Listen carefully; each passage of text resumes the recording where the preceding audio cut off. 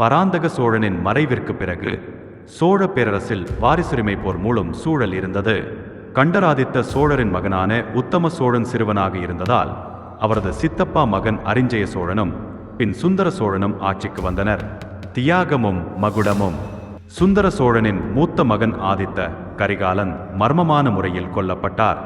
மக்கள் அனைவரும் சுந்தர சோழனின் இளைய மகன் அருள்மொழிவர்மனை பிற்கால ராஜராஜ சோழன் அடுத்த மன்னராக விரும்பினர். ஆனால் அருள்மொழிவர்மன் ஒரு வரலாற்று சிறப்புமிக்க முடிவை எடுத்தார். எனது பெரியப்பா மகன் உத்தம சோழன் இருக்கும்போது நான் அரியணை ஏறுவது அறமல்ல என்று கூறி மகுடத்தை உத்தம சோழனிடம் ஒப்படைத்தார். ஆட்சியில் ஒரு அறநெறி. உத்தம சோழன் அரியணை ஏறியதும் அவர் செய்த முதல் காரியம் தனது தம்பி ஆதித்த கரிகாலனின் மரணத்திற்கு காரணமான கண்டறிந்து தண்டிப்பதாக இருந்தது.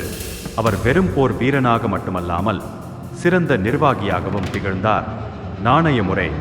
சோழர் காலத்தில் தங்க நாணயங்களில் தனது முத்திரையை பதித்து பொருளாதாரத்தை சீர் செய்தார். பக்தி மார்க்கம்.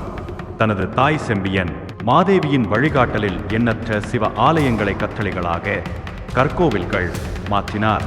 தனது ஆட்சியில் மக்கள் யாராவது பசியுடன் இருக்கிறார்களா என்று அறிய உத்தம சோழன் மாறுவேடத்தில் நகர்வலம் சென்றார். அப்போது ஒரு ஏழை முதியவர் அரசர் கோவில்களுக்கு நிறைய தானம் செய்கிறார், ஆனால் எங்களை போன்ற எளியவர்களின் குறைகளை அமைச்சர்கள் சரியாக கேட்பதில்லை என்று குறை கூறினார். மறுநாளே சபை கூட்டிய உத்தம சோழன் அதிகாரிகளை கடிந்து கொண்டதோடு ஓலை நாயகங்கள் செயலாளர்கள் நேரடியாக மக்களிடம் சென்று குறைகளை கேட்கும் முறையை அமல்படுத்தினார்.